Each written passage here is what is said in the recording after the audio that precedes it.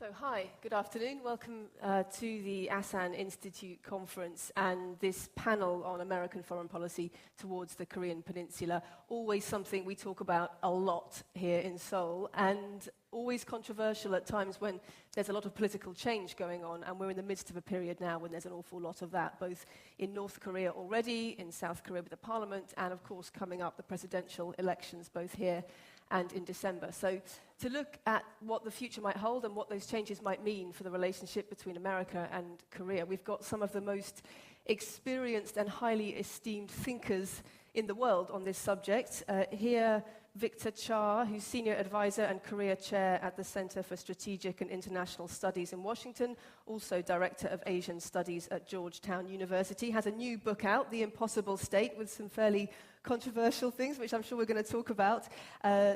Former Director of Asian Affairs at the White House National Security Council and Deputy Head of the US delegation to the six-party talks in Beijing. Next to him, we have Ambassador Christopher Hill, 4 times ambassador, of course, here in Seoul, and also most recently in Iraq, and the head of the US delegation to the six-party talks during his time as Assistant Secretary of State for East Asian Affairs. Next to him, we have Scott Snyder, Senior Fellow for Korea Studies at the Council on Foreign Relations, Director of the Program on US-Korea Policy, and editor of the US-South Korea Alliance, also a key member of the Asia Foundation. And right there on the left, we have Bruce Klingner, Senior Research Fellow for Northeast Asia at the Heritage Foundation. 20 years experience in US intelligence, including head of the Korea branch for the CIA here and deputy head of the for Korea at the CIA's Directorate of Intelligence. So we'll hear from each of them in turn, and then we get to ask them some questions. So, Professor Cha. Thanks, Lucy. Well, it's a pleasure to be here at the Asan Plenum. I think, you know, probably one of the most important gatherings in Asia, and I congratulate the Asan Plenum, Asan Institute for holding yet another successful conference. The topic is American foreign policy to the Korean Peninsula, and I guess the way I would introduce the topic is to talk about how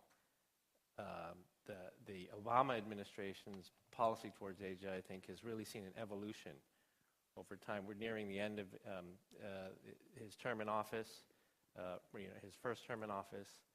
And if you sort of look at where the administration started on Asia and where it ended up, I think it's really been quite a broad shift in the sense that I think initially the focus,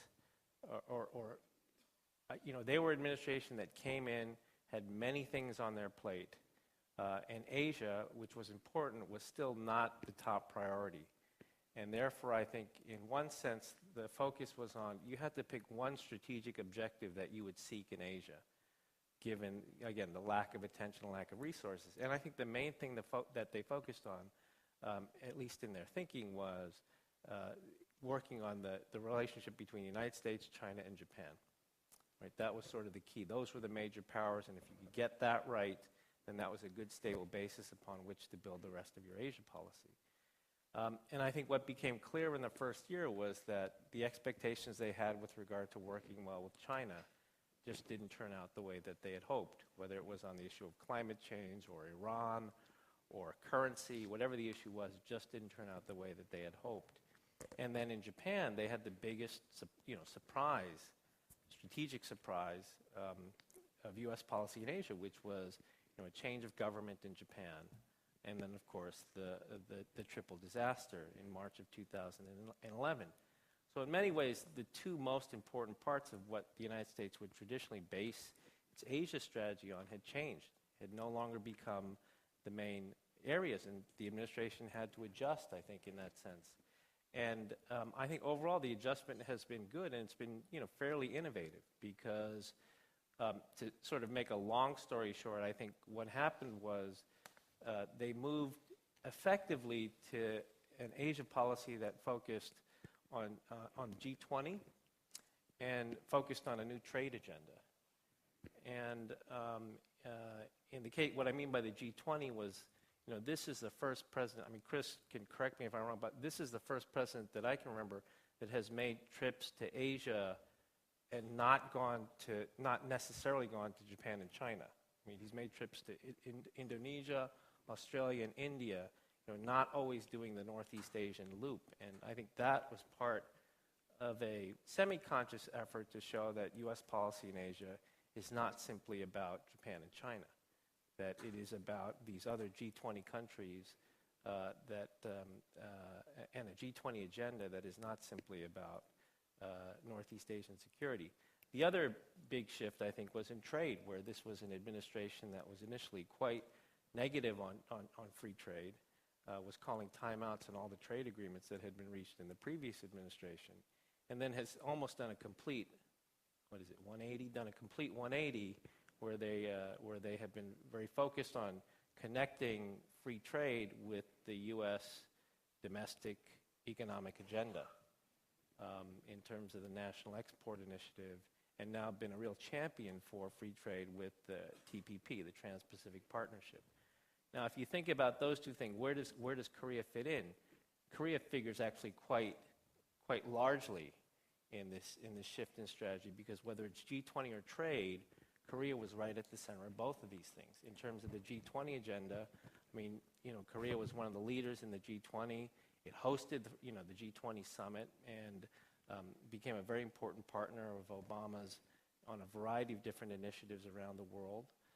And then on trade, of course, passage of KORUS was a critical part, the most important part of this shift in the agenda towards free trade and towards TPP, and eventually towards FTAP, right, Free Trade Area of the Asia Pacific. So to me, if you look at the broad sweep of things, there's been a dramatic change in U.S. policy, and it's all culminated in what's now called the pivot or rebalance, however you want to describe it, where the United States is now saying it's going to put much more attention on Asia. I don't think this just came out of the blue.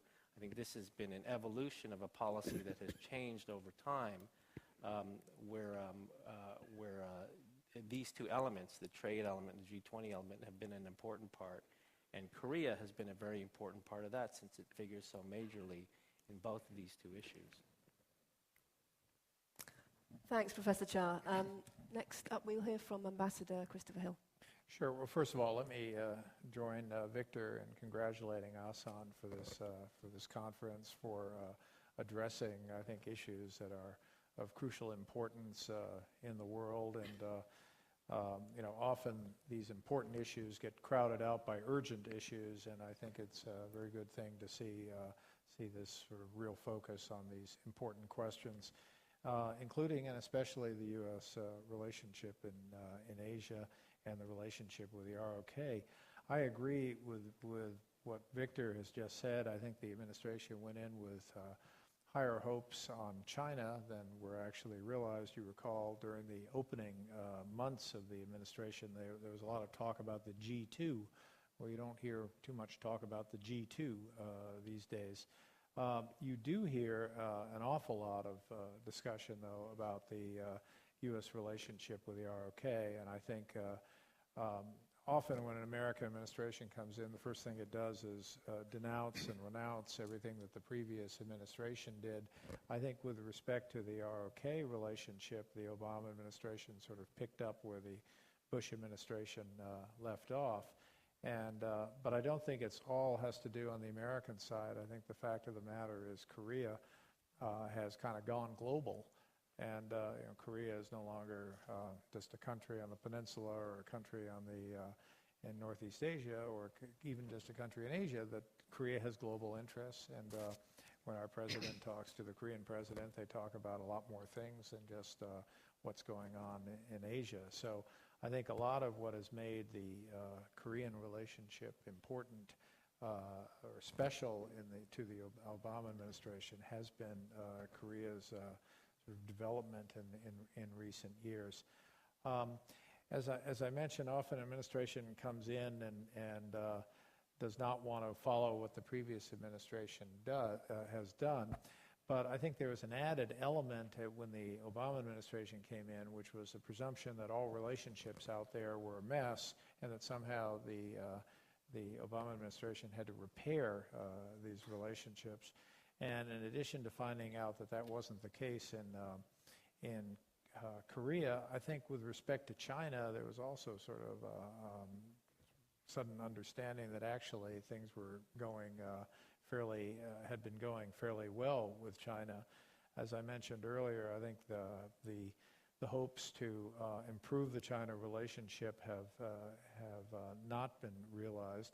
I think part of it was, I think the Obama administration thought they could kind of move the China relationship with just a couple of interactions and therefore a kind of transactional approach. Let's solve North Korea together, for example.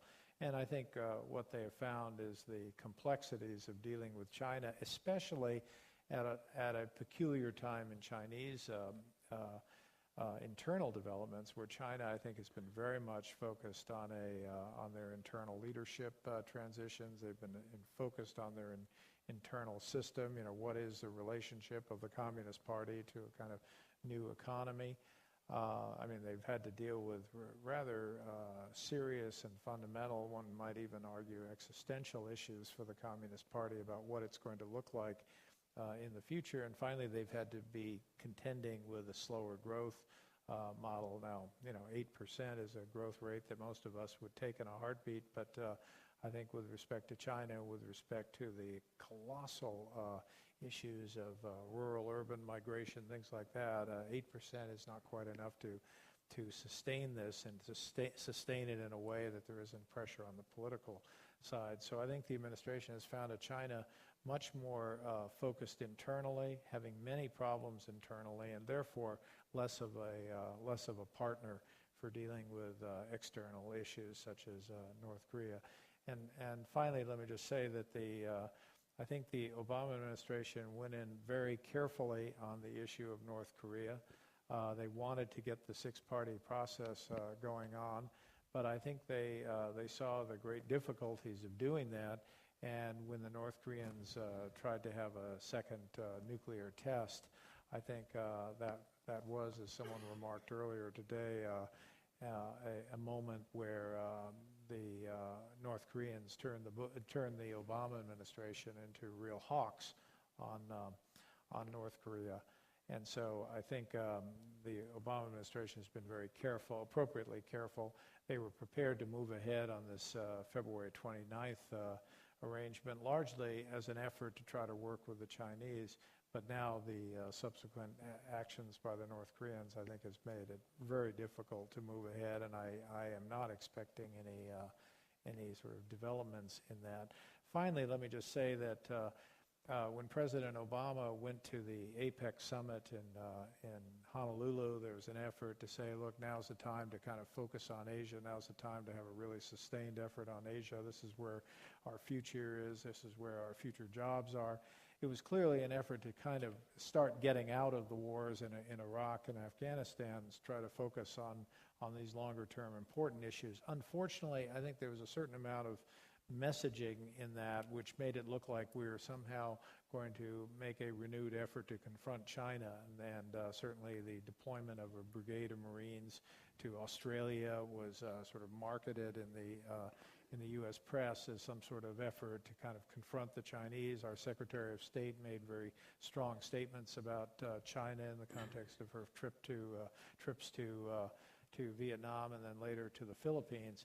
And so I think there's a bit of a problem now in the U.S.-China relationship where, not to channel the gentleman who I think was sitting in this seat or the next one, that there's a lack of trust.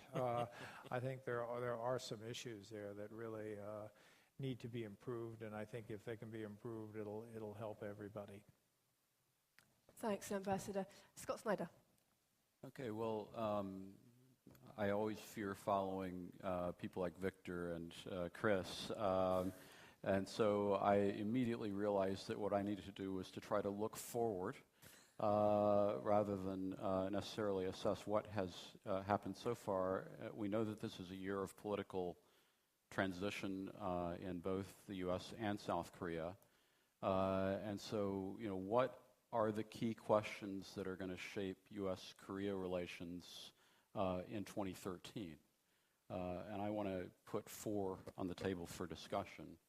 One is, will the United States and South Korea continue to focus on North Korea's denuclearization as a common objective and as a top priority? I think that the fact that the United States and South Korea under the Obama and Lee administrations came to a kind of meeting of the minds on that fairly early and have been sustained in that common approach has created a foundation for a really positive environment for managing the U.S.-South Korea relationship over the course of the past 4 years. Ambassador Hill has already referred to some of the challenges that existed previous to that in the previous panel, when the situation was much more uncertain in terms of coordination of U.S. and ROK objectives toward North Korea. Secondly, will global Korea be sustained? Global Korea is associated with Im Young-bak, but we know that every new president in South Korea wants to have their own approach. The global Korea, I think, basket of activities has really, I think, been a source for expansion of and strengthening of the U.S.-Korea relationship, because it has meant that there are a whole set of issues on which the U.S. and South Korea can cooperate off the peninsula. And this is really an interesting new dimension of the relationship that frankly really hadn't existed in this way prior to the last 3 or 4 years. G20 has already been mentioned. Nuclear Security Summit was an opportunity. Among the emerging market democracies, if you look at the BRICS, if you look at other emerging powers, Turkey, Indonesia, the one that is closest to the U.S. in many respects is South Korea.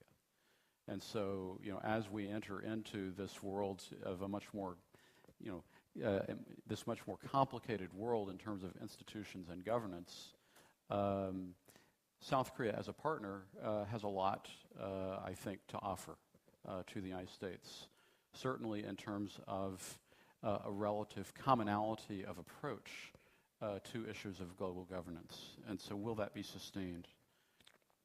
A third question that I think is really interesting to look at is, where will Korea policy stand as part of the U.S. administration's Asia policy more broadly?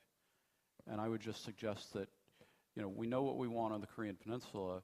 When we widen the aperture and put Korea into the context of our Asia policy, sometimes it seems like there are certain types of contradictions that emerge, or that the peninsula may lose focus. Or to put it another way, the Korean Peninsula as a part of U.S. policy toward Asia is still contingent. There are other issues, especially related to U.S.-China relations or other issues in the region, that create a circumstance where Koreans are always wondering, can we really depend on the U.S. on issue X or Y? Maybe that is just part of the circumstance of being a smaller country in a region with larger powers. But I think that issue is a very interesting issue to look at. And then the fourth question that I would ask is, especially in the context of the Obama-Lee relationship, which has been widely touted as such a close personal relationship, are we at the peak in U.S.-Korea relations, or has the platform been established for us to move further upward in the U.S.-South Korea relationship? I'll stop there. Thanks. Bruce Klingner. Well, I always fear going after Victor and Ambassador Hill and Scott Snyder. So knowing that they would very eloquently and very deeply cover the diplomatic aspect of the U.S. policy towards the Korean Peninsula and more broadly Asia, I thought I'd try to create a different lane in the road for myself. And knowing that American policy has many components, I thought I'd look at it more from a security perspective than from a diplomatic perspective. So hopefully it'll be a bit different. And what I wanted to do was focus on 3 issues that either influence U.S. policy or its ability to implement its policy. And those would be the U.S. concerns over the North Korean leadership transition and its behavior. The second would be the Asia pivot, and third would be U.S. defense cuts. As U.S. policymakers look at the North Korean leadership transition, it appears to be on track. Kim Jong-un has acquired all of the necessary titles to rule. And in a uniquely North Korean twist, Kim Il-sung and Kim Jong-il have retained their titles despite the inconvenience of death, making North Korea the world's first necrocracy, or a nation ruled by dead people. And right now we have no evidence of resistance from the leadership elites. There's right now at least little likelihood of a popular uprising, a Jasmine revolution or a kimchi revolution. And although I'd say for now, because certainly there's an increasing flow of information going in and out of North Korea. There's a growing number of cell phones, although only a number of those can reach the outside world. So that perhaps may be a future catalyst, but doesn't appear to be a trouble right now for the regime. But that said, sudden leadership change remains a very real possibility. And given North Korea's opaqueness, the factors leading to an overthrow or a collapse could be present even now. And even the United States intelligence community, which I was a member of for 20 years, will likely have difficulty predicting a collapse or a sudden change. And so the U.S. has to prepare for the contingencies of collapse or overthrow and all the dire scenarios that we can paint that would result from that: civil war, loss of nuclear weapons, implosion, explosion. However, as we've seen just from this week with the threats from North Korea or the recent missile launch, even a stable North Korea can act in destabilizing ways. So we may have a new leader, but he's certainly pursuing the old dangerous policies of his predecessors. And indeed, there's the concern that Kim Jong-un may feel even more compelled or forced by those around him to go even further in his actions to influence Seoul and Washington. And another concern is that Kim Jong-un is more likely to miscalculate than his father. He may stumble across red lines that his father would have known to stop short of. And he may be unaware that South Korea is more likely to respond to a military provocation than in the past. And so Allied policymaking and crisis management is constrained by the fact that we know even less about the North Korean leadership now than we did before, and know less about the decision-making process that's going on in Pyongyang. And we're also less certain about how North Korean will behave, and we're also less able to predict their actions in a crisis. So, that said, what the missile launch did affirm the perception in the U.S. that North Korea is not interested in diplomacy, and indeed the missile launch may have been the last nail in the coffin of engagement. Now, turning from North Korea to the United States, we look at the Obama administration's Asia pivot. Now, I think it's a good strategy. Asia certainly should have a stronger focus than it has in the past, and it is a multifaceted and comprehensive strategy using all the instruments of national power: diplomatic, informational, military, and economic. And certainly our Asian allies have taken comfort from a number of the quotes of "we will not cut a dime from U.S. spending in Asia," et cetera. However, if you look at it a bit more deeply, there's less there than meets the eye. First, I think we have to dispense with some of the political slogans, "we are now back in Asia," and the reality is we never left. And as Admiral Greenert, the current Chief of Naval Operations, has said, he cautioned people against speculating that there would be an increased presence in the Pacific. As he said, it's not a big buildup in the Far East. We're there, we have been there, we will continue to be there. So it's not a new grand strategy. It's really much or most of the strategy is an evolution or a continuation from previous administrations. And as some analysts have pointed out, that there's a lot of similarities if you go to security documents from the Bush administration. And that would be the George Herbert Walker Bush administration. So there's a great continuity of 20 years or so of an Asia pivot, if indeed we want to call it that. Now, if we focus on the security component, again, it seems to be heavy on rhetoric and light on the follow-through. As we've heard, President Obama has said Asia is a top priority. Reduction in U.S. spending will not, I repeat, will not come at the expense of the Asia-Pacific region. And Secretary Panetta has said we will continue not only to maintain, but to strengthen and augment our presence in Asia. But really, there's no pivot, there's no rebalancing, since none of the forces being drawn down from Europe or Afghanistan will be redeployed to the Asia-Pacific region. It's really a case of robbing Peter to not pay Paul, There's no new permanent deployments identified, and although there's some initiatives such as the Marine MU to Darwin, it's rotational rather than permanent. So one of the areas, though, that I'm concerned about is the Allies have been reassured by the rhetoric that we will not draw down, and may have taken the lesson that they don't need to do anything more on defense security, not only for themselves but for the region. But in fact, the U.S. is calling upon and relying on a increased Allied contribution, especially given the Defense Department cuts. So, and we look at those cuts, really the question arises, are we funding the strategy, this Asia pivot or the overall political military security strategy to Asia? And really whether our ability to deliver on our promises of the Asia pivot is uncertain. We've had adjustments to U.S. defense spending will certainly impact security in the Pacific, and deterrence is only plausible if we have sufficient resources and they're forthcoming to maintain our commitments. And if we sort of look beyond the perception of a bloated defense spending or defense budget, already there have been, under the Obama administration, $300 billion in cuts or deferments of military spending. Then we have the $486 billion of the current defense year, and then sequestration, which will go into effect in January, will be an additional $500 billion in cuts.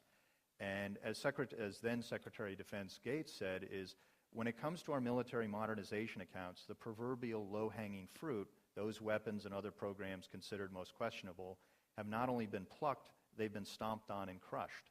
What remains are much-needed capabilities. So these defense cuts are taking place despite the inconvenient threat of North Korea and China with increasing capabilities and assertiveness. And as Secretary of Defense Panetta testified in February, the proposed budget for Asia, it only maintains the current bomber fleet, maintains the current aircraft carrier fleet, it maintains the amphibious fleet, and he said restores the Army and Marine Corps force structure to the pre-Iraq and Afghanistan levels.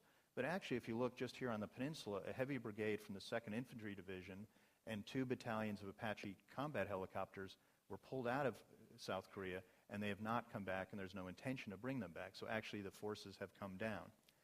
And although the U.S. forces in the Pacific appear to be protected, there will be cuts in the overall Defense Department budget, and that will impact the Pacific region in that sense that it degrades our ability for surge and deployment capabilities, redeployment capabilities. And if you look at if there's a crisis in elsewhere, whether it's in response to an Iran crisis or in Europe, the U.S. has 2 options. We can either grow and build new forces, which takes time and are very expensive, or we look to the Asia-Pacific region where we'd have a large number of forces that would be drawn upon to deal with another security threat. And indeed, that's what happened in Iraq and Afghanistan. Even though we increased U.S. ground forces by 100,000, we still pulled the forces from South Korea. We still pulled Marines out of Okinawa. So, and also, if you look at the forthcoming Marine Corps realignment, it was supposed to be announced today, but it's been delayed for a few days. There's a concern that the already insufficient transport units will be even more strained as Marines are moved further east to Guam, Hawaii, the West Coast, and then down to Australia. And as a retired senior general commented, we're in danger of leaving the Marines stranded in the deserts of Darwin, unable to get to the fight. Because, for example, the Marine Corps assessed that it needed 38 transport ships. The Navy was only going to give them 33, and under the current defense budget, it's only going to be, it's actually going to be below 30, and that's before sequestration. So, in conclusion, to quote another Marine, the Commandant General Amos, he summarized that we cannot predict where and when events may occur that might call us to respond to protect our citizens and our interests. There have always been time when events have compelled the U.S. to become involved, even when such involvement wasn't desired. There's little doubt that we will have to do this again in the future. Thank you very much. Thanks very much to all of you. I'm sure you've all got a lot of questions for the panel, but I wanted just to start things off by talking a bit about the leadership change in North Korea. And when it happened late last year, there was some talk about it being a new start, a possible change in how the US dealt with North Korea. And I wanted to ask all of you what you thought the thinking was now in Washington. How are they reading the signs? How are those signs changing US policy towards North Korea? And also particularly to Ambassador Hill and Professor Cha, who've got experience of negotiating with the North Koreans. What do you see in the signs coming out? Do you see business as usual? Do you see is there a consistent gap between presentation and substance that you see continued here? And what advice would you have for the negotiators going in now and trying to do what you did? First. Cool. You want me to go first? You go first. I think, to use Bruce's expression, there's less there than meets the eye. Obviously, when you have an effort to put a third-generation person in charge of a communist system, it's interesting, to be sure. Not too many countries have pulled this off or even tried to pull this off. But I think you have to be respectful of the fact that you have a pretty hardened, indeed calcified system there. And the idea that Kim Jong-il is somehow going to break out of this system, or Kim Jong-un is somehow going to break out of this system and be his own man, is a little bit hard, a little bit far-fetched at this point. I would say the fact that they've kind of rushed him into the accoutrements of leadership suggests they are having trouble getting him to be seen as the new leader. The fact that with Kim Jong-il, I think he took several years before he was made party first secretary. They've done that in a matter of months. Having him read a speech, which was a rather painful event to watch, I think with some effort to show that he's in charge, and I'm not sure it's really bearing fruit. And then there's the old have him ride a horse as the example of leadership.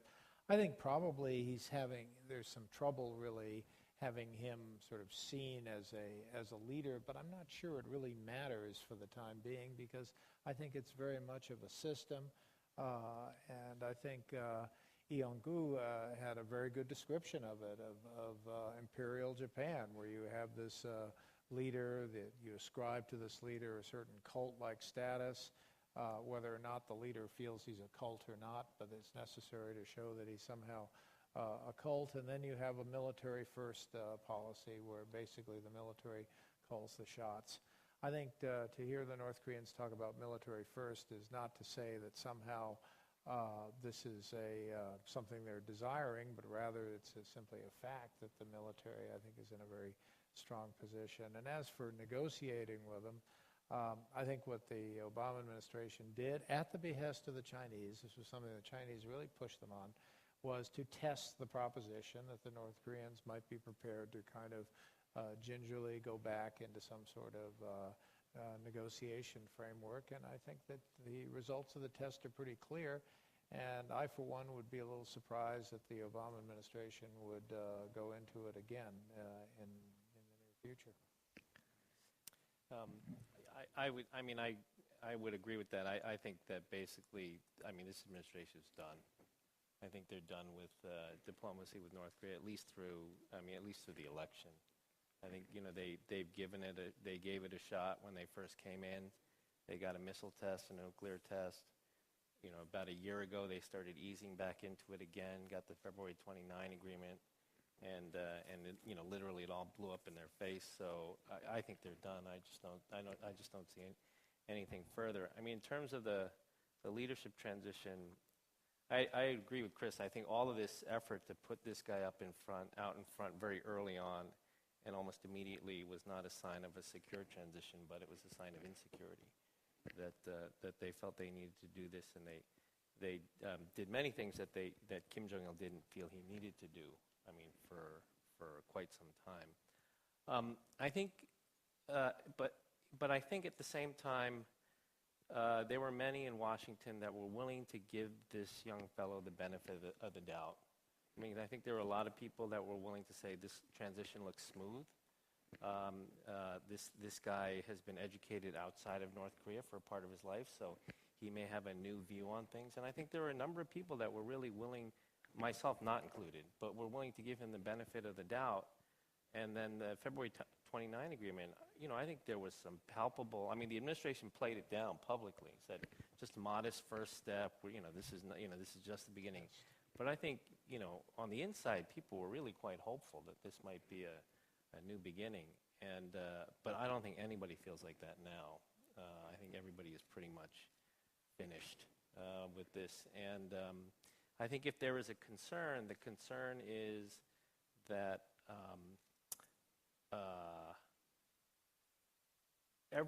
people kind of had a feel or a sense of how Kim Jong-il operated.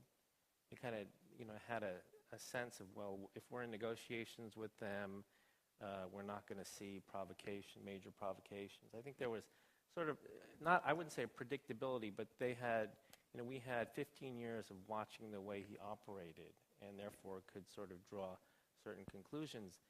I think the problem that we face now is nobody feels confident that that same algorithm applies to this new fellow. In fact, I don't think anybody knows how this fellow operates, and that in the past you could plug things in. You say, all right, send Chris to negotiate with the North Koreans. That'll sort of keep them calm for a while.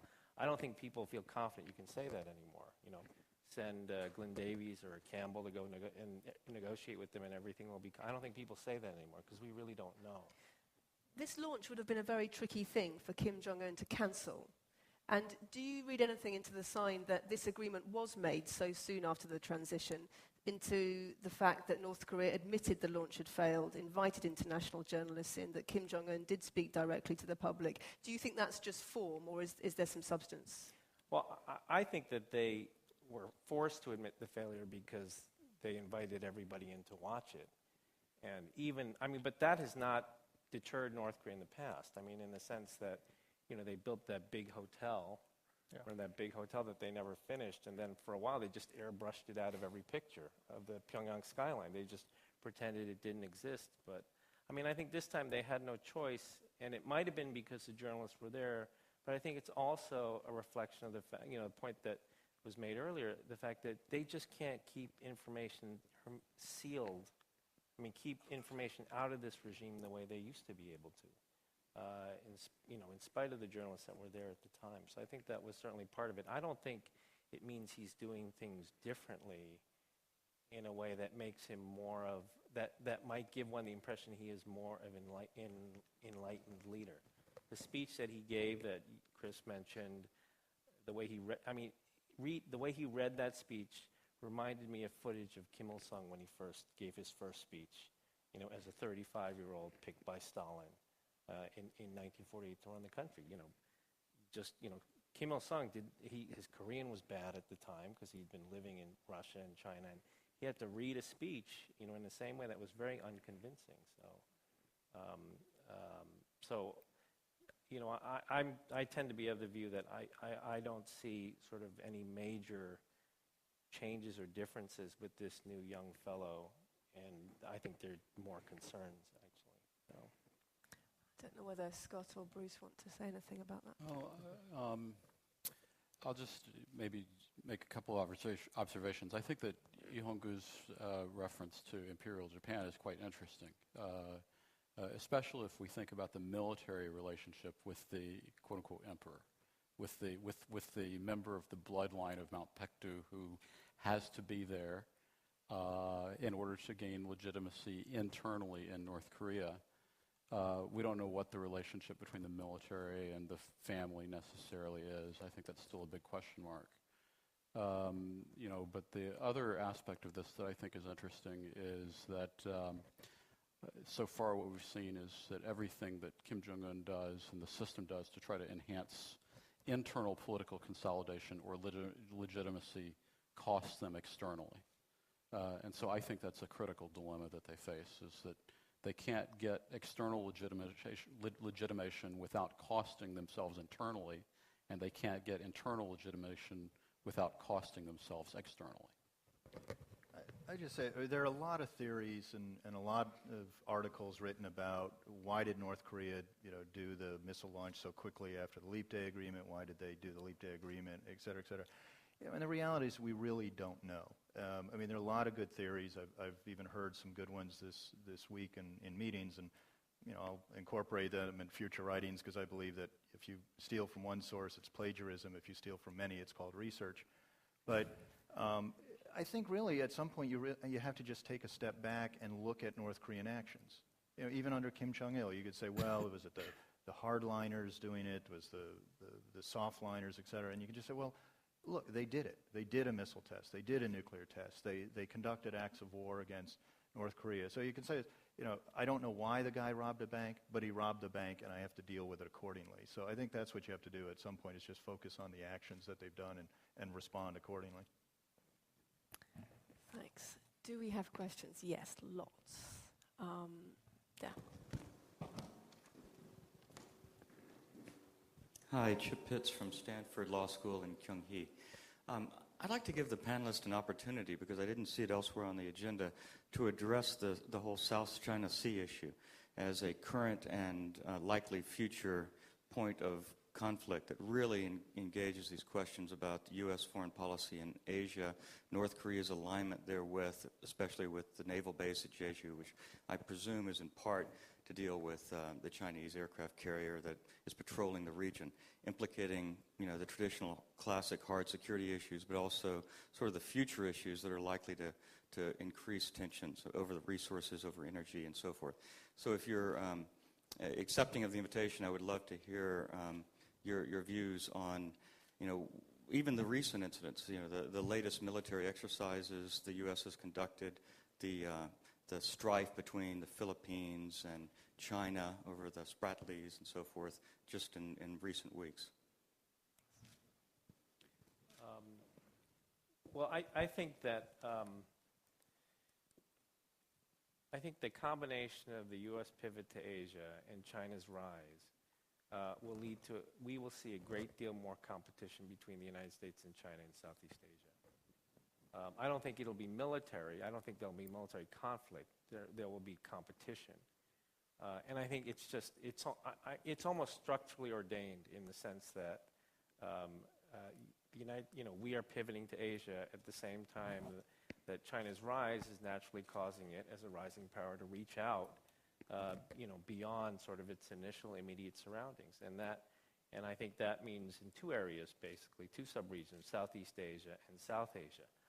I'm less concerned about conflict, military conflict in Southeast Asia, because I think, one, there are a lot of institutions in Southeast Asia. You know, Southeast Asia is a fairly institution-rich area, and that can help to mediate a lot of the problems. But undeniably, you know, U.S. is now big into EAS. The Chinese are very worried about TPP. I understand the last senior bilateral meeting between the United States and China, they spent 15% of their time talking about North Korea and 85%, does that add up to 100? Yeah, 85% of their time talking about TPP at the Chinese request, because they're worried that the United States is basically trying to pursue a trade strategy that is excluding China. So I think we will see a lot more of that sort of interaction in Southeast Asia. The area that worries me more is South Asia, because South Asia, there are no institutions, really, to mitigate conflict. And you look at the alliance dynamics and alignments in South Asia, and it just looks really bad. I mean, Pakistan is truly an ally of China. I mean, North Korea is not really an ally, but Pakistan really is an ally of China. And we are very tied to India now, and we're selling all sorts of stuff to India that we won't sell to China. And they're just, if you bring in the climate security dynamic, there's just so many things happening in South Asia. And not that the U.S. and China would go to conflict in South Asia, but you could certainly see proxy things happening that involve, that have as a piece of it U.S.-China competition. I would add, I think the quality of the U.S.-China relationship has deteriorated somewhat, and I think a lot of it has to do with the fact that China is facing a lot of internal problems, and they don't know what to do about them. I think they realize they have a political system that really can't take them forward, yet they certainly don't have the strength to make those changes. When you look at China's 500 million internet users, Not all of them are coming at the government from the point of view of increased liberalization. Some are actually taking the view that China has not done enough to safeguard the country's economic growth, and in particular, some of the talk about the South China Sea in terms of China's domestic sort of churn has been to be critical that the government hasn't done enough to protect the economic interests or mineral interests there. So what you end up is with a very unhealthy discussion between the Chinese government and its internal critics that are more nationalistic even than the government. And I think the consequence is that you have the Filipinos and the Vietnamese overhearing this discussion and getting very nervous about it.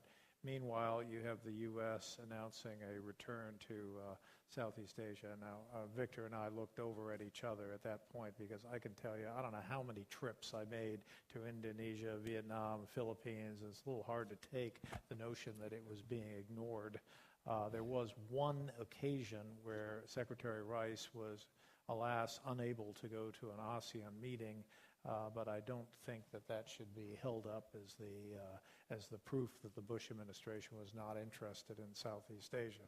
But we are where we are, and so as the administration has made this effort in Southeast Asia, I think there's been a greater willingness on the part of the Vietnamese and the kind of new Philippine government to sort of tattletale on the Chinese,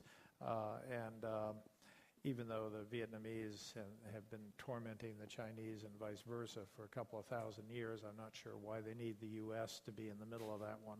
So, I think, I guess my conclusion on all this is I think it's reflective of the fact that we are looking at a China that is probably going to be undergoing a lot of changes.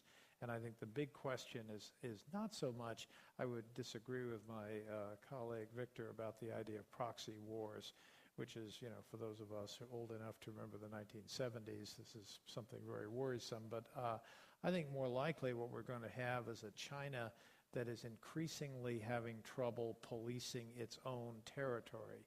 A China that, for example, I think the trade with North Korea is basically out of the scope of Beijing's ability to control it. I think that is what's really worrisome about it. Not that the Chinese are looking to kind of jab us in the ribs by increasing trade with North Korea. It's that they can't really manage it. They can't really tell their trade organizations not to do this. And this was very much symbolized the other day when you saw this what looked to be like a made-in-Chinese missile launcher in a North Korean parade.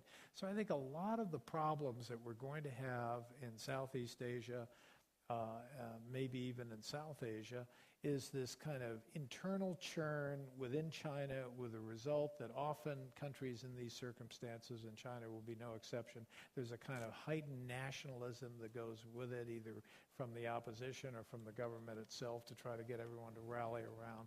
And that's why I think we're in I won't call it a dicey period, but we're in perhaps a period that's more interesting than it should be. I think in the last couple of years we've seen, often the U.S. has made some firm statement, or we've pledged support to an Asian nation, we've moved military forces, whatever, and then we've backed away from it, either on our own initiative or in response to some comment by Beijing. And I think at some point we have to just come out and say we are concerned about China's actions and Chinese military capabilities, and we have reason to be concerned. And Southeast Asian nations particularly have expressed concern and unease about Chinese growing capabilities and actions in the last 3 years. So I think at some point we have to move beyond a Lord Voldemort kind of security strategy of the threat that shall not be named, and just say, yeah, we are concerned, and we are taking actions to protect our interests and protect our allies and friends.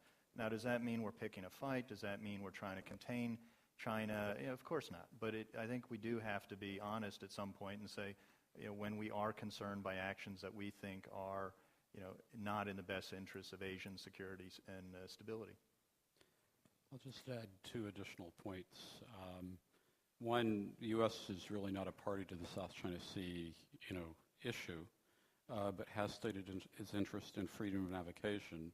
And ultimately, I think the issue is going to be a litmus test for whether those kinds of disputes are going to be settled by the rule of law, by traditional interpretations of UNCLOS, or by the role of power defining the relationship. And so it's a test for China. And then the second observation is simply that Chinese perceptions of the pivot as a practical matter do create, I think, an inhibiting environment for cooperation on issues related to North Korea. Yeah, question here. I'm Xing Hong from Beijing and the People's University of China. I would like to raise a question respectful to Dr. Klingner and Dr. Cha. And first question relating to defense budget. And I think that it seems that even in China, many people and policy elites know that financially speaking, economically speaking, United States, at least in Asia, is comparatively, relatively weak. So there's theory of compensation, and I personally believe, and also I personally advocate in China, and this is that partly because of defense budget decline trends, and partly because of financial prowess in Asia has been a problem. So President Obama and his associates are become more conscious to play diplomatic work, to become more smartness and vigorous in diplomatic competition with China, and also in the more broader strategy work. And I think that this is, in American standpoint, is a right and wonderful, almost a wonderful strategy. But still, money matters. And in what extent, in history trends, this diplomatic diligence, you can say, smartness, can sufficiently compensate for the financial power problems and for defense budget problems. Another question relates to North Korea in Sino-American relations. I think that in the past many years, there are several fundamental forms of impact on North Korea's problem upon Sino-American relations. And one is that, especially under President Bush and Secretary Rice, and also under Ambassador Hill, and generally, and also in despite of disagreement between Beijing and Washington over Pyongyang, but at that time, cooperation, and especially through the channel of Sino-American relations and six-party talks, greatly boost the general Sino-American relations. I think that this is very clear. Another form is that when the United States, and for example, and even President Obama most recently in February, and attracted to make some bilateral dialogue with Pyongyang, and explicitly maybe, in some degree, marginalize China as well as marginalize ROK, and I think that this potentially increase the strategic mistrust between Beijing and Washington, or between Beijing toward. Yes, finally, and when the United States confronted with North Korea, and while China moved nearer to North Korea, just happened in 2010, and of course, impact is very negative. So my question is, and according to your prediction, and Dr. Cha, and in almost in near future, next 6 months, next 12 months or so, and what might be the impact of North Korea's problem upon Sino-American relations? Sorry, what might be the impact of North Korea's?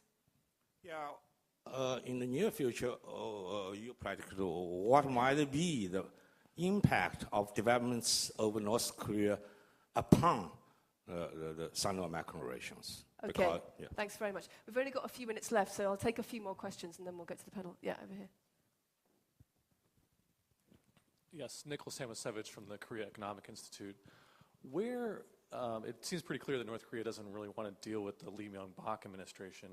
But going forward, American foreign policy toward the Korean Peninsula, how important is North Korea-South Korea dialogue for American foreign policy, and how the United States approaches issues with South Korea or toward the Korean Peninsula in general? And this is toward the whole panel. Thanks. Thanks. And any more questions? Yeah, one over here.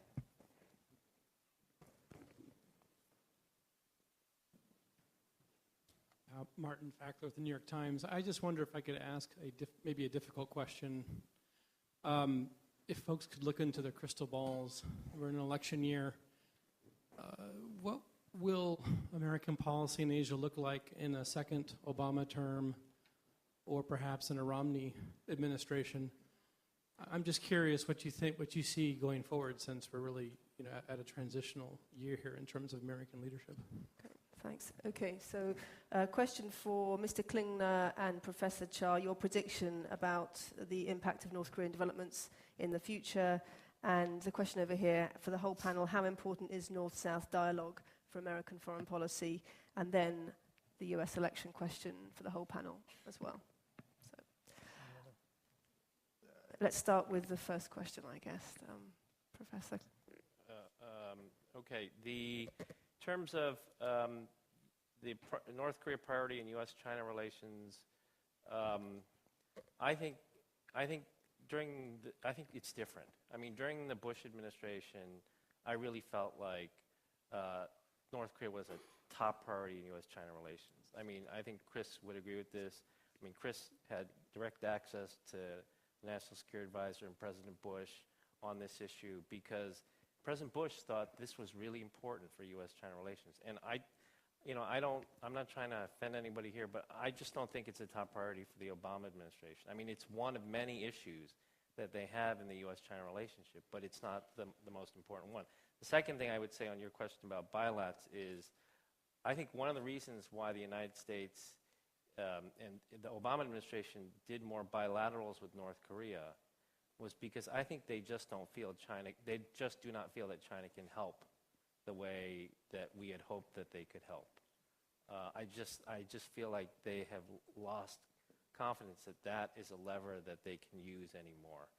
And I would agree with Chris' assessment. I think the China-North Korea relationship has evolved so much, the economic relationship, that I don't think the government knows what's going on.